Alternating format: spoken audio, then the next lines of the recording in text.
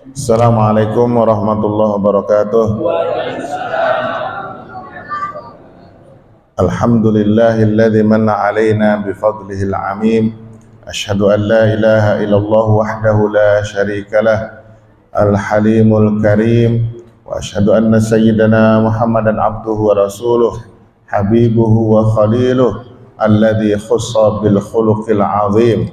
Sallallahu wasallam alaihi wa ala alihi wa ashabihi wa man fazu minhu bi hadzin jasim. Amma ba'd. Hadirin para senior, para anggota Majelis Ta'lim Al-Ikhlas, marilah kita awali pengajian kita ini dengan sama-sama membacakan suratul Fatihah. Al-Fatihah yang pertama kita tujukan untuk hajat kita. Mudah-mudahan pertama Al-Fatihah kita tujukan untuk baginda Rasul sallallahu alaihi wasallam. Mudah-mudahan dengan pembacaan Fatihah tersebut kita semua mendapatkan syafaat dari Rasulullah sallallahu alaihi wasallam. Al-Fatihah. A'udzu billahi minasyaitonir rajim. Bismillahirrahmanirrahim. Rabbil alamin arrahmanir rahim maliki yaumiddin. Iyyaka na'budu wa iyyaka nasta'in ihdinas siratal mustaqim. Amta alaihim waril maghdubi alaihim waladdallin amin. Al-Fatihah yang kedua, mari kita hajatkan, mudah-mudahan kita semua diberikan kebaikan, keberkahan oleh Allah. Terutama sekarang ini udah pada kering semua Pak ya. Mudah-mudahan Allah segera menurunkan hujan. Dengan hujan tersebut insyaallah semuanya akan mendapatkan rahmat dan keberkahan dari Allah Subhanahu wa taala. Al-Fatihah.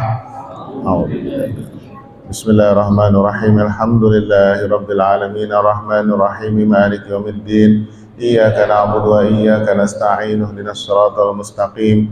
Shiratal ladzina an'amta 'alaihim ghairil maghdubi 'alaihim waladdallin. Amin. Yang ketiga terakhir untuk kita semua, untuk orang-orang yang mendahului kita, mereka yang sudah meninggal dunia, mudah-mudahan diberikan rahmat dan ampunan oleh Allah Subhanahu wa taala, dilapangkan kuburnya dan ditempatkan di surga Jannatul Naim.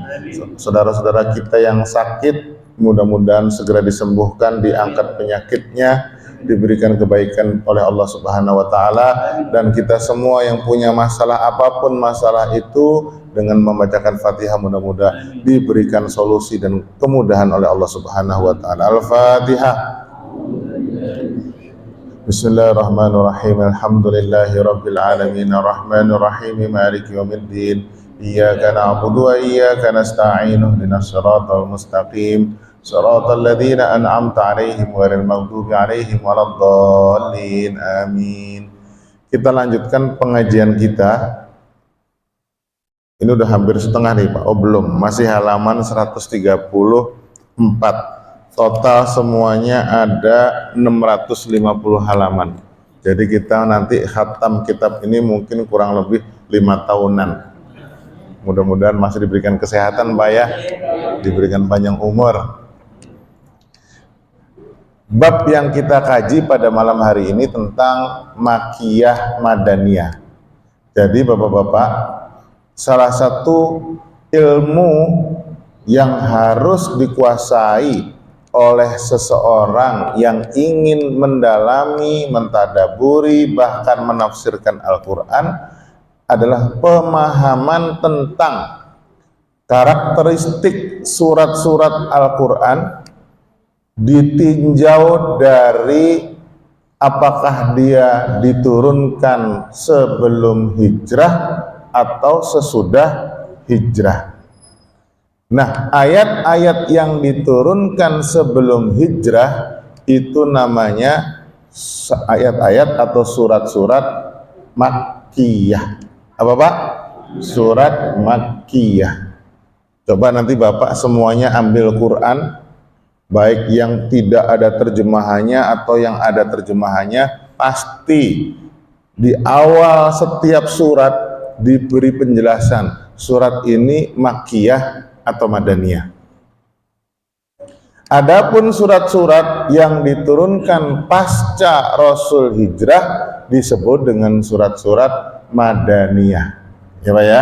Jadi ada orang sekarang ini yang berpendapat namanya surat Makkiyah adalah surat yang turun di Mekah. Pendapat itu tidak kuat. Karena ada surat yang turun di Mekah tapi masuk surat Madaniyah. Contohnya apa Pak? Contohnya surah Al-Maidah. Al-Maidah ayat 3 itu diturunkan pada saat Rasul di mana Pak? Haji wada. Al-yauma akmaltu lakum dinakum wa atmamtu alaikum ni'mati wa raditu lakumul. Nah, ayat ini diturunkan ketika Rasul haji wada. Ada nggak Pak haji di Madinah Pak?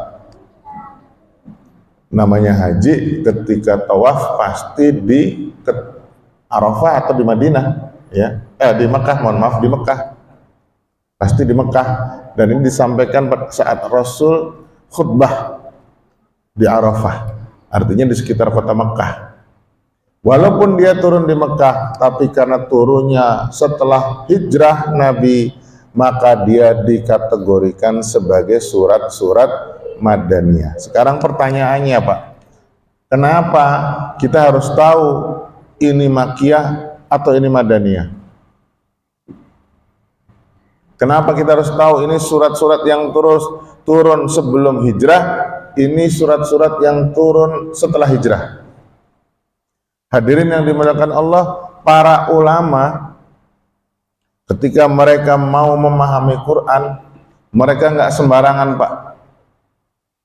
Mereka benar-benar menelusuri situasi, kondisi di mana dan bagaimana Al-Quran turun. Mengapa demikian? Karena memahami situasi, kondisi di mana Al-Quran turun, itu membuat kita bisa menggambarkan secara utuh makna yang terdapat di dalam wahyu Allah yang disampaikan secara lisan. Ini saya mau cerita begini nih. Ini kita lagi pengajian di musim panas Pak ya. AC walaupun dingin tetap aja berasa panas, keringetan melulu. Nah, ceramah di waktu panas tentu berbeda dengan ceramah di musim dingin. Lalu ketika di musim panas begini, Ustadz bilang begini. Ini omongan Ustadz nih, bukan omongan Nabi. Ini contoh aja Pak, contoh. Bagaimana Ustadz bilang, sumur di Candrabaru mulai mengering sambil megang leher. Sumur di Candrabaru sudah mulai mengering. Di musim panas ngomongnya sambil megang tenggorokan. Artinya apa Pak? Tanda itu minuman belum ada di depan Ustadz. Kalau sekarang mah udah ada, sekarang udah ada. Dua. Tapi minumnya bingung kapan nih kan? Jadi ketika musim panas, si Ustadz bicara seperti itu menunjukkan bahwa dia ingin disediakan minuman Pak. Suatu saat nanti omongan Ustadz ini terekam di YouTube, ya kan? Kemudian dipotong, gambarnya dihilangkan, hanya ada suaranya. Kemudian jamaah yang datang belakangan mendengar ceramah tersebut. Apa yang akan dipahami oleh jamaah? Maka jamaah akan memahami seolah-olah si Ustadz itu sedang menginformasikan bahwa Candrabaru mengalami kekeringan. Ya kan Pak? Tadi Ustadznya bilang sumur-sumur di Candrabaru sudah mulai kering. Ini kalau orang nggak paham, nggak ngelihat situasi kondisinya, maka orang akan menganggap ini berita sifatnya informatif. Hanya sekedar informasi. Tetapi ketika kita paham, kita tonton YouTube-nya, kemudian kita tahu ini YouTube diambil tanggal sekian, dalam kondisi seperti ini, maka orang paham, oh iya, itu Ustadz sebenarnya merintah jamaahnya untuk menyiapkan minum. Contoh sederhana inilah yang akan kita pahami bagaimana urgensi memahami Makkiyah Madaniyah, supaya kita tahu situasi kondisi yang melatar belakangi turunnya sebuah ayat, Pak. Jadi kita nggak sembarangan, Pak, memahami Quran tanpa tahu sebab-sebabnya, tanpa tahu situasi kondisinya, lalu kita memaksa ayat itu untuk dimaknai sebagaimana yang kita maui. Nggak benar itu. Kita harus paham dulu ini ayat turun dalam situasi apa, turun dalam konteks apa, kondisinya seperti apa, sehingga kita bisa merekonstruksi peristiwa pewahyuan itu, sehingga kita bisa memberikan makna yang tepat tentang ayat itu. Ini yang saya seringkali contohkan, Pak, terkait ayat poligami. Kan gitu, Pak, ya? Poligami itu dianggap memerintah atau mengurangi jumlah istri, Pak? Situasi kondisi harus dibaca. Kita harus paham, orang Arab itu dulu biasa punya istri banyak. Lalu Quran turun membatasi jumlah wanita hanya menjadi 4. Situasi kondisinya sudah biasa mereka banyak, tahu-tahu turun Quran 4. Artinya apa, Pak? Artinya harus mengurangi jumlah istri. Para sahabat paham situasi kondisi ketika ayat ini turun, maka para sahabat kemudian beramai-ramai menceraikan istrinya. Disisakan paling banyak 4, tapi sebaik-baiknya fawahidah, 1 saja. Kita nggak akan bisa mengambil putusan itu, Pak, kalau kita nggak paham Makkiyah Madaniyah, situasi kondisi yang dihadapi oleh Rasulullah ketika itu. Apalagi, Pak, contohnya kita harus paham, Pak, kondisi sebelum Nabi hijrah dan setelah Nabi hijrah. Ketika Nabi belum hijrah, tinggal di mana beliau, Pak? Sebelum Nabi hijrah kemana, Pak? Nabi ada di Makkah. Ketika Nabi ada di Makkah, apakah Nabi memiliki kekuatan politik, memiliki kekuatan ekonomi, memiliki kekuatan sosial? Enggak, Pak. Nabi ketika di Mekah, Rasul sama sekali belum memiliki kekuatan-kekuatan tersebut. Bahkan Rasulullah sangat mengandalkan sang paman dan sang istri sebagai penopang dakwahnya. Seandainya nggak ada Khadijah, seandainya nggak ada Abu Thalib, itu saya yakin Rasulullah itu nggak bisa 13 tahun berdakwah di Mekah, Pak. Mungkin baru 2 tahun, 3 tahun sudah dilindas, disikat habis oleh orang-orang Quraisy. Tapi kenapa Rasul bisa bertahan lama? Backingnya dong. Backingnya adalah Khadijah, wanita pengusaha kaya di kota Mekah. Backingnya siapa? Abu Thalib, tokoh bangsawan Quraisy. Nah, karena Rasul di Mekah nggak punya kekuatan, maka yang bisa disampaikan oleh Rasul di ayat-ayat Mekah biasanya hanya sekedar kritik-kritik sosial. Ya kan, Pak, ya? Hanya kritik sosial, Pak. Jadi kalau kritik itu biasanya pedes. Tapi begitu kita ngalamin beneran, Pak, harus realistis. Ya, harus realistis, Pak. Dulu ketika mungkin kita masih jadi orang biasa, begitu kan, kita cuma bisa jadi pengamat politik.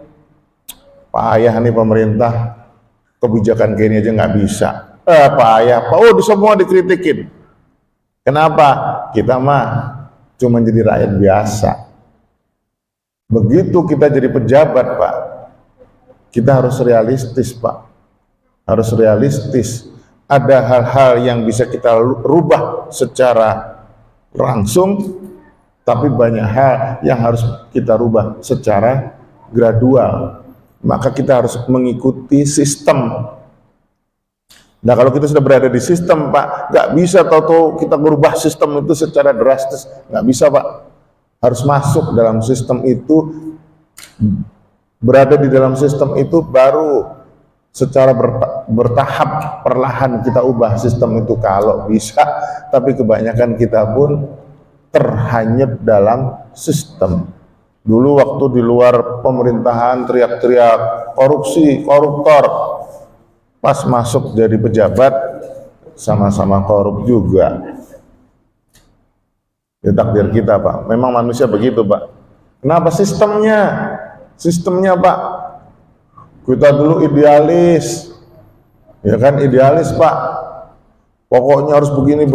Begitu masuk struktur, jadi pragmatis. Tahu nggak pragmatis, Pak? Ya udah, yang penting memberikan kebaikan untuk saya lah, demi bangsaku, ya Pak. Bukan bangsaku, Pak, bangsaku, Pak. Pakai K, Pak, bangsaku.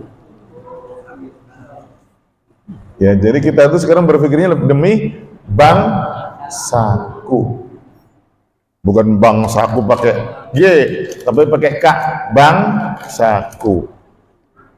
Kenapa? Ya tadi itu, gara-gara kita butuh, itu pragmatis.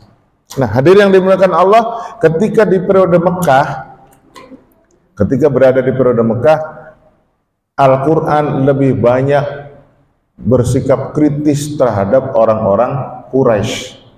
Maka kita baca tuh ayat-ayat Makkiyah, itu nadanya mengancam, nadanya menggedor, memberikan peringatan secara tegas. Surat-surat Makkiyah, Pak. Dan kebanyakan surat-surat Makkiyah pendek-pendek, Pak. Dia nggak panjang-panjang. Biasa kan, Pak, kalau kita pakai mengkritik orang, kemudian nyalahin orang atau memberikan masukan pada orang, bisa nggak, Pak, panjang-panjang, Pak? Kita ceramah kepanjangan aja pada tidur.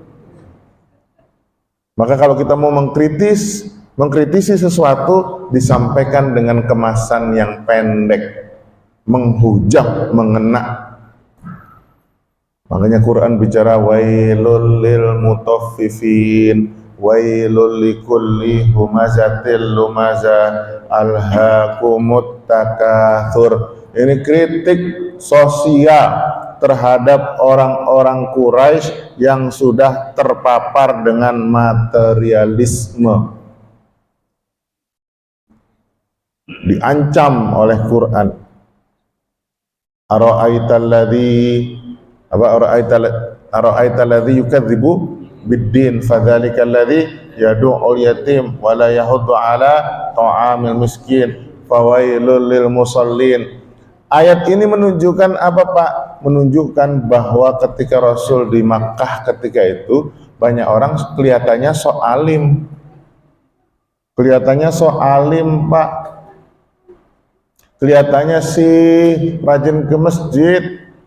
Kelihatannya sih memberikan bantuan-bantuan sosial, tapi ibadahnya, bantuan sosial mereka tidak lain dan tidak bukan demi melestarikan posisi mereka, demi melestarikan keuntungan ekonomi yang selama ini dia peroleh. Kan gitu kan? Ngerampoknya sekian miliar, bantuannya sekian juta. Biasa, Pak. Baru dibantu kayak gitu kelihatannya kita seneng banget, Pak, ya. Dermawan banget nih orang. Bantuan setiap saat sekian juta, padahal dia ngambilnya ratusan miliar. Mungkin. Nah, itu kritik yang dilakukan oleh Rasul kepada masyarakat Quraisy, pada pemuka-pemuka Quraisy ketika itu. Lalu di dalam surat-surat Makkiyah banyak sekali cerita tentang kiamat, Pak. Kiamat, lalu cerita tentang neraka dan surga. Mengapa demikian? Ini bentuk ancaman. Seolah-olah Al-Quran ingin mengatakan di dalam surat-surat Makkiyah, kalau kalian orang-orang Quraisy terus-terusan gak mau mengubah sistem, gak mau mengubah etika kalian, gak mau mengubah cara hidup kalian, maka tunggu kehancuran seperti terjadinya hari kiamat. Kiamat menghancurkan segala unsur kehidupan kita. Nanti begitu hancur, kalian tinggal gigit jari. Itu kata Quran, Pak. Tinggal gigit jari. Nggak ada lagi yang selama ini kamu banggakan. Nggak ada lagi yang selama ini kamu cari-cari, kamu korbankan semua yang ada di dalam dirimu untuk mencari itu. Kritik dari Al-Quran pada surat-surat Makkiyah. Lalu apalagi Pak? Surat-surat Makkiyah itu Pak banyak bercerita tentang kisah-kisah Nabi masa lalu Pak. Kenapa banyak bercerita tentang kisah Nabi masa lalu Pak? Karena untuk memberikan penjelasan bahwa apa yang dialami oleh Rasul, apa yang dialami oleh orang-orang Quraisy ini tidak lain dan tidak bukan sama dengan peristiwa-peristiwa masa lalu. Tuh lihat tuh bagaimana Fir'aun sombong, merasa bisa semuanya, akhirnya tenggelam di lautan. Itu lihat tuh pengikutnya Nabi Nuh diperingatkan oleh Nabi Nuh sekian puluh tahun gak mau berubah, akhirnya tenggelam oleh air laut yang naik sampai ke gunung. Ini merupakan ancaman-ancaman, peringatan-peringatan kepada bangsa Quraisy ketika itu agar tidak terus-menerus berada dalam tatanan hidup yang serba materialistis, tatanan hidup yang serba mengabaikan moral, tatanan hidup yang hanya sekedar berkeinginan untuk mencapai kejayaan dan kemenangan tapi tanpa memperhatikan orang lain. Kan sekarang ini kita biasanya kalau hidup pengennya untuk sendiri Pak ya. Ya nggak Pak? Untuk sendiri. Jarang dari kita ini kalau dapat hasil yang banyak gitu mikirin orang banyak begitu Pak. Ya kalau bisa saya yang dapat semaksimal mungkin dari kelebihan-kelebihan tersebut. Ya, itu terbukti Pak. Ini nanti terlihat nih pada saat kampanye politik nih Pak. Ada nggak ya Pak yang mau berbagi gitu Pak ya? Udahlah, siapapun yang kamu pilih, mereka itu semuanya baik. Kita saling berkontribusi memberikan kebaikan. Nanti pasti yang terjadi saling menjelek-jelekan orang. Kenapa? Kita nggak mau dikalahkan orang lain Pak. Kita merasa harus mengambil semua yang baik untuk kita, semua yang jelek untuk orang lain. Nggak mau berbagi. Hadirin yang dimuliakan Allah, nah itu yang terjadi di Mekah Pak. Kita harus paham situasi kondisi di mana Rasul hidup sebelum pindah ke Madinah, bagaimana peristiwa-peristiwa yang terjadi ketika Rasul berada di Makkah pra-hijrah.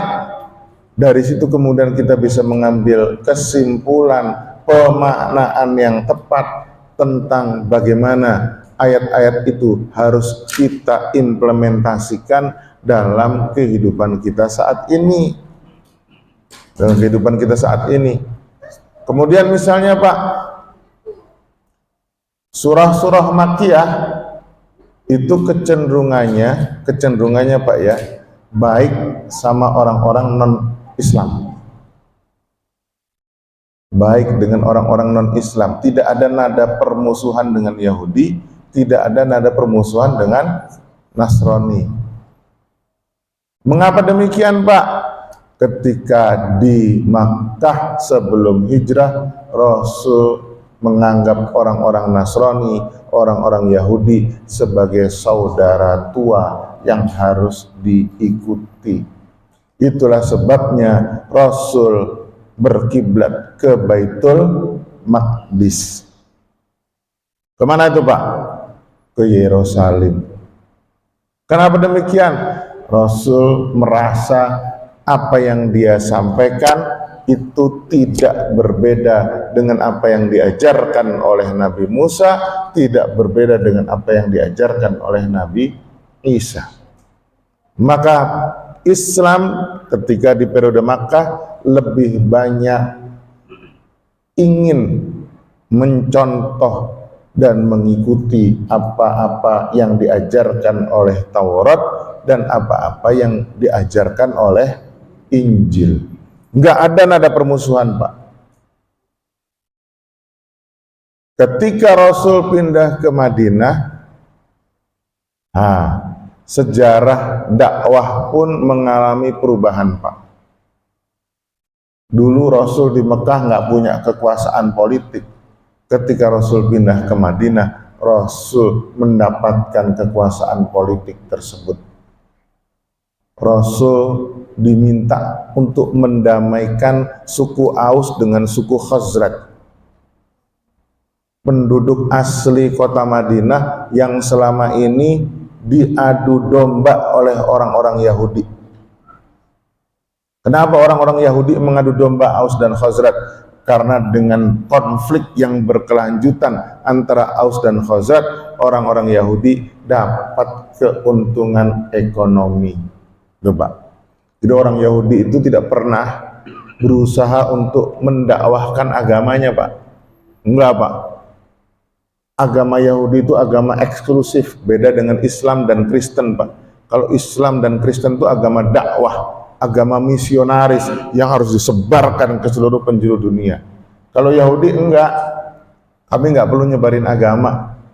Yang penting kami bisa mempengaruhi seluruh umat manusia. Maka sekarang Eropa, Amerika itu kelihatannya Kristen, tapi isinya Yahudi. Jangan-jangan beberapa negara Islam kelihatannya Islam, tapi isinya Yahudi. Penyakit-penyakit Yahudi ternyata menjangkiti kita bersama. Nah, ketika Rasul pindah ke Madinah, Pak, Rasul mendamaikan Aus dan Khazraj. Rasul harus membuat sebuah kesepakatan bersama untuk mengatur kehidupan di Madinah. Rasul tidak pernah tuh Pak, mulai sekarang kita gunakan Al-Quran dan hadis sebagai dasar negara. Enggak Pak. Kita gunakan syariah Islam. Enggak Pak. Tapi Rasul untuk memulai kehidupan berbangsa bernegara di Madinah, Rasul membuat piagam Madinah. Di dalam piagam Madinah itu diatur Pak,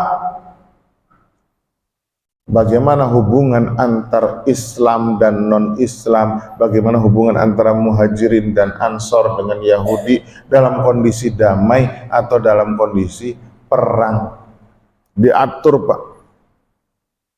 Persis di Indonesia, ulama kita kemudian menawarkan sebuah piagam yang disebut dengan Pancasila. Jadi kalau Rasul mengajarkan kita harus semuanya harus menegakkan Quran dan hadis, Rasul tidak pernah itu menggunakan piagam Madinah. Ternyata Rasul menggunakan piagam Madinah. Nah di Madinah Pak, Rasul berharap orang-orang Yahudi itu baik sama Rasul. Harapannya karena dianggap saudara tua, orang Yahudi itu mau mengakui Muhammad sebagai utusan Allah. Tetapi dugaan-dugaan Rasulullah tersebut salah. Kalau di Mekah Rasul inginnya damai Pak. Tidak ada tuh ayat-ayat yang bernada permusuhan dan perang. Tetapi ketika di Madinah sebagai seorang kepala negara, Rasul dihadapkan pada realitas adanya ancaman-ancaman secara militer. Orang-orang Quraisy mencoba untuk menyerang Madinah, masa Rasul diem aja? Masa Rasul kemudian yang penting damai? Tidak. Kali ini Rasul harus merespon gerakan-gerakan orang-orang Quraisy tersebut. Gerakan militer harus disikapi dengan tindakan-tindakan militer. Ketika Rasul di Madinah, Rasul tahu ada sebuah tempat yang katanya masjid, tetapi kemudian di masjid itu ternyata dijadikan tempat untuk melakukan konspirasi dalam rangka membunuh Rasul, konspirasi dalam rangka menghancurkan komunitas Islam, konspirasi untuk membangun hubungan-hubungan komunikasi dengan orang-orang Quraisy. Rasul tahu ini masjid bahaya nih, maka disebut dengan Masjid Dirar. Rasul datang setelah perang membakar masjid tersebut. Kalau di Makkah nggak mungkin membakar, karena pinginnya udahlah kita damai, kita baik, nggak boleh ada tindakan-tindakan kekerasan.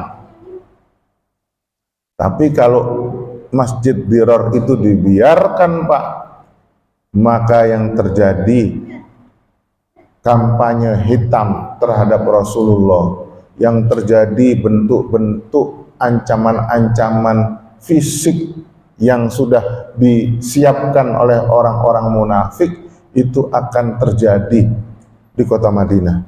Rasul menghancurkan dan membakar Masjid Dirar, Pak. Terpaksa, Pak. Sampai nanti puncaknya, Pak, puncaknya ketika Rasul bukan hanya mengusir orang-orang Yahudi dari Madinah, bahkan Rasul dalam tanda kutip terpaksa untuk menghakimi orang-orang Yahudi secara massal dengan dibantai. Itu yang terjadi pada peristiwa Bani Quraidah. Pertama yang melakukan pengkhianatan Bani Qunaiqa diusir sama Rasul. Kedua yang melakukan pengkhianatan Bani Nadir diusir oleh Rasul. Sudah dikasih kebaikan-kebaikan 2 kali, ternyata orang-orang Yahudi tetap saja berkonspirasi jahat untuk menyingkirkan Rasulullah. Bahkan mereka memprovokasi peperangan Ahzab, memprovokasi orang-orang Quraisy, seluruh suku-suku Quraisy. Mereka kemudian secara berbondong-bondong berkoalisi menyerang Madinah. Rasul hampir saja kehilangan Madinah karena apa? Karena diserang secara masif oleh orang-orang Quraisy akibat pengkhianatan Bani Quraidah. Rupanya pengkhianatan ini supaya nggak berulang, terpaksa ada hukuman yang tegas. Kurang lebih sekitar 800 orang laki-laki atau 300 orang laki-laki itu kemudian dikumpulkan di alun-alun Bani Quraidah. Kemudian mereka semua dihukum mati secara massal. Kalau kita hanya baca peristiwa ini doang, Pak, nggak tahu ini Makkiyah atau Madaniyah, kita akan mengatakan Muhammad melakukan pelanggaran hak asasi manusia. Muhammad kejam. Kenapa? Nggak paham. Kita tidak paham ini situasi kondisinya seperti apa. Muhammad ketika itu harus menjaga stabilitas Madinah. Muhammad ketika itu harus menjaga agar orang-orang Islam di Madinah tetap bisa hidup secara damai.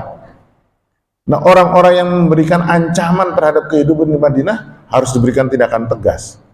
Itulah seperti pemerintah, Pak. Dulu mungkin ketika kita masih menjadi pengamat politik, kita dikit-dikit HAM. Ya, Pak ya, dikit-dikit HAM. Kenapa? Masih jadi pengamat, Nanti suatu saat ketika harus menjadi panglima militer, panglima TNI, kemudian terjadi ancaman terhadap warga sipil kita, mau nggak mau kita harus bertindak tegas. Sikat, kirim itu militer, perangi mereka, jangan dikasih ampun. Kenapa? Demi menjaga kedaulatan negara. Itu yang terjadi, itu yang dilakukan oleh Rasulullah dalam peristiwa Bani Quraidah. Nah, maka hadirin yang dimuliakan Allah, memahami, sekali lagi, memahami situasi kondisi sebelum hijrah dan setelah hijrah membantu kita untuk merekonstruksi ulang bagaimana ayat-ayat ini dulu diwahyukan, ayat-ayat ini diajarkan oleh Rasulullah. Ternyata harus dilihat situasi kondisinya. Tidak bisa kita mengambil ayat A, situasi kondisinya kita lepaskan. Coba Pak, ini di Indonesia dalam konteks damai, tahu-tahu kita ambil ayat perang hanya gara-gara kontestasi politik, lalu kita bilang perang Badar, perang Siffin, perang ini, perang itu, padahal di Indonesia damai. Ini hanya kontestasi politik, tapi kemudian dia mengambil analogi perang, mengambil ayat-ayat perang dalam menghadapi lawan politiknya. Ini melepaskan ayat Quran dari konteksnya. Itu nggak paham Makkiyah dan Madaniyah. Itu Pak ya, jangan sampai nanti gara-gara kita beda lawan politik, terus kita baca kunut nazilah gitu kan. Ini ngapain? Cuman beda pilihan politik terus kita kunut nazilah. Emang kita sedang diserang musuh? Nah, ini salah memposisikan ayat dalam situasi kondisi yang berbeda. Ya, bukan hanya Musa, ya, dari sejak zaman Nabi Yakub, Ishak, Yakub, ya, kemudian Sulaiman, Daud, Musa, Isa, semuanya itu merupakan nenek moyang orang-orang Yahudi. Semua ujungnya dari Nabi Ibrahim. Walaupun Ibrahim kemudian punya dua istri, satunya Sarah, satunya Ishak, yang dari satunya Sarah, satunya Hajar, mohon maaf, satunya Sarah, satunya Hajar, yang dari Sarah kemudian turun orang-orang Yahudi, yang dari Hajar turunlah keturunan Nabi Ismail. Nabi Ismail dengan para keturunannya itu disebut dengan Arab Musta'ribah, orang-orang Arab pendatang. Jadi nggak asli juga Pak. Jadi Nabi Muhammad itu bukan Arab asli. Nabi Muhammad ini adalah orang Arab yang kecampur-campuran darah dari Nabi Ibrahim. Nabi Ibrahim dari mana? Dari Haran. Haran itu dari mana? Sekitar Turki Pak, sekitar Mesopotamia, dari Irak situ. Ya, aslinya dari sana. Maka Nabi Muhammad itu orangnya putih tinggi, berbeda dengan Arab asli yang kayak orang-orang Yaman. Ya, orang-orang Yaman kira-kira gimana Pak? Putih tinggi? Enggak Pak, hitam, pendek-pendek. Itu Arab Aribah namanya. Ada Arab Aribah, Arab asli. Nah, Nabi Ismail menikah dengan orang Arab asli dari suku Jurhum namanya, menghasilkan keturunan Adnan dan seterusnya yang sering kita baca di Barzanji. Itu disebut dengan bangsa Arab Musta'ribah. Ya, kalau dulu ada perdebatan soal pribumi, mungkin Nabi Muhammad dianggap tidak pribumi Arab begitu, karena dia memang tidak asli Arab. Nah, orang-orang Yahudi yang turunan Ishak ini Pak mengalami beberapa peristiwa sejarah Pak, dan itu diingatkan oleh surah Al-Isra yang mengatakan wa qadaina ila bani Israila fil kitab, bahwasanya mereka itu nanti dipastikan oleh Allah akan melakukan kerusakan di muka bumi dan mengalami kehancuran di muka bumi, tapi kemudian mengalami kebangkitan dan kehancuran. Ada dua kali. la tufsiduna fil ardi marrataini, akan melakukan perusakan di muka bumi 2 kali. Wala ta'alunna 'uluwan kabira, tapi setelah itu dia juga akan jaya sejaya-jayanya. Nah, ketika zaman Nabi Sulaiman, jadi Nabi Sulaiman itu setelah Nabi Daud Pak ya, terjadilah perang saudara antara keturunannya Nabi Sulaiman. Ada yang namanya Israel, ada yang namanya Yudea, terpecah 2. Bangsa Yahudi terpecah 2 menjadi bangsa Yudea dan bangsa Israel. Begitu mereka terpecah, kemudian datang Persia, datang Romawi, menghancurkan kedua kerajaan itu, hancur lebur. Kemudian orang-orang Yahudi melakukan diaspora. Diaspora itu apa Pak? Migrasi besar-besaran, pindah Pak. Ada yang lari ke Eropa, ada yang lari ke Arab. Ya, maka sebagian dari diaspora tersebut ada yang tinggal di Madinah tadi itu Pak. Itu pelarian dari mana Pak? Pelarian dari turunannya Nabi Sulaiman Pak. Turunan Nabi Sulaiman. Tetapi Yahudi yang tinggal di negara-negara Arab itu kemudian mereka sudah beranak pinak dengan orang-orang Arab Pak. Yahudinya sudah nggak Yahudi asli lagi Pak. Ini udah Yahudi Arab. Udah Yahudi Arab Pak. Tampangnya, penampilannya, bahasanya udah Arab. Tapi agamanya Yahudi. Ini nggak ada kaitannya dengan Yahudi yang sekarang ada di Israel Pak. Kalau Yahudi ini kan mungkin, ini juga nanti sejarahnya panjang Pak, adalah orang-orang Yahudi yang tadinya bertebaran di negara-negara Arab, kemudian mereka diusir dari berbagai negerinya, lalu dikumpulkan oleh orang Inggris, pemerintah Inggris di sebuah negara yang dia bentuk namanya negara Israel. Secara ras mereka sama, tapi Yahudi ini kemudian berbeda-beda Pak. Secara apa ya? Secara tradisi, secara budaya. Karena apa? Ada Yahudi yang Arab, ada Yahudi yang Persia, ada Yahudi yang Eropa. Nah, Yahudi yang sekarang datang ke Israel itu Yahudi dari berbagai macam latar belakang budaya. Kalau yang Quraisyah, Qunaiqah, Nadir, ini Yahudi yang Arab nih Pak. Sekarang yang ada di Israel itu udah campuran Pak. Ada Yahudi yang bisa bahasa Arab. Ada. Saya waktu ke Israel itu ketemu orang-orang Yahudi yang ngomong Arab. Saya kira dia orang Arab, ternyata orang Yahudi. Ada Yahudi yang nggak bisa ngomong Arab, bisanya cuma ngomong Inggris. Ada lagi Yahudi yang memang bisa bahasa Persia, karena dia aslinya dari Persia. Bermacam-macam Pak, dikumpulkan di situ oleh sebuah gerakan namanya gerakan Zionis, kan begitu kan?